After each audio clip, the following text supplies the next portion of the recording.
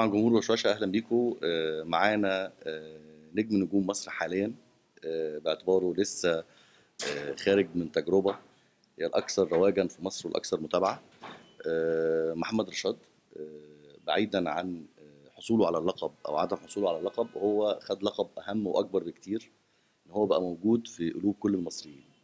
احنا النهارده استضفنا محمد في وشوشة الاصلي، واولا بنحتفل بنجاحه بعيدا عن وجود اللقب او عدمه، نحتفل بنجاحه كمصري عرف يرفع علم بلده في مكان مهم ومكان معظم الشباب متابعينه، وبنقول له اهلا بيك في وشوشة. اهلا بحضرتك واهلا بكل وشوشه، وخلينا نوشوش شويه مع بعض. عايزين نوشوش فعلا. بعيدا عن ان انت ما اخدتش اللقب، نسبة توقعاتك ان انت ما كنتش تاخد اللقب كانت قد ايه؟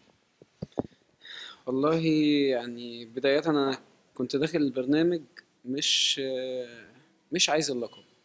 يعني انا لا كنت داخل انافس على لقب ارب ايدل، ولا ان انا انافس ابقى من الثلاثه الاخرانيين، ولا من الخمسه اصلا، ولا كنت اتخيل ان انا هوصل للمكان اللي انا وصلت له. فانا كان هدفي ان انا صوتي يوصل للناس جوه مصر وبره مصر، وان انا يعني اقدر ادخل لقلوبهم، لان هو ده يعني هو ده اللقب. يعني هو ترجمة ارب ايدل محبوب العرب او محبوب الناس يعني. فان انا احس ان الناس الحمد لله بتحبني، وناس كتير زعلت لما خرجت من البرنامج، وناس كتير كانت بتستنى البرنامج عشان تسمع الاغنيه اللي انا اغنيها، والناس تدخل تقول لي ما تحطش في دماغك كلام احلام، ركز في اللي انت فيه، ما تزعلش من اللي بيتقال، ما تعملش ما الحاجات دي كتير. كان هو ده يعني حلمي ويمكن اكتر من حلمي كمان، فالحمد لله يعني.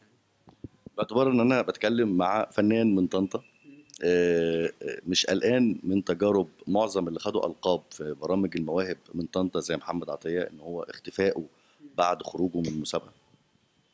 لا، هو انا مش قلقان لسبب واحد، ان انا من اول يوم خرجت منه من البرنامج خدت ألقاب كتير في البرنامج، ونينجا وقبطان وسلطان وصاروخ من عمرو الليثي حديثا يعني مؤخرا.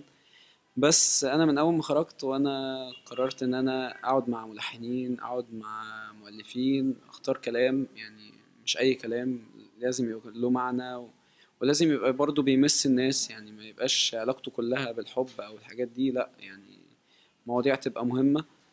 فابتديت ان انا اخد الخطوة دي، وفي اكتر من حاجة يعني، في اكتر من عرض الحمد لله في الفترة القصيرة اللي انا فيها في مصر. قدرت ان انا اسمعه واقعد مع ناس كتير تعرض عليا انتاج او كلمات او اغاني او الحان. فانا مش خايف يعني، هو يمكن بس محمد عطية طبعا ستار كبير وانا بحبه لان هو طنطاوي زي زيه. بس هو يمكن اختفى شوية او اتأخر ان هو يشتغل على نفسه في حاجة معينة. فالناس كتير ابتدت تسأل عليه لحد ما هو بقى واخد مكان تاني بعيد عن الناس. انا مش عايز ابعد عن الناس يعني، انا بحب ان انا ابقى موجود في وسط الناس، بحب ان انا اقابل الناس، يعني الناس لما تشوفها حتى في الشارع. في ناس كتير بعد السبوت بتاع الشهرة ده بتختفي، يعني هو بيختفي حتى ما بيبقاش عايز يبقى موجود في الشارع، محدش يشوفه، محدش عايز يصوره. لا انا ما بحبش كده يعني، هو قبل البرنامج زي بعد البرنامج انسان طبيعي جدا زي اي حد. اللي يعني بيفرقني عن اي حد تاني ان ربنا مديني موهبة، المفروض ان انا استغلها كويس، اوصل بيها ان انا ربنا يقدرني يعني، ارتقي بالكلمة باللحن بالموضوع، عشان هو ده حق الناس عليا. فانا مش قلقان من الموضوع ده باذن الله.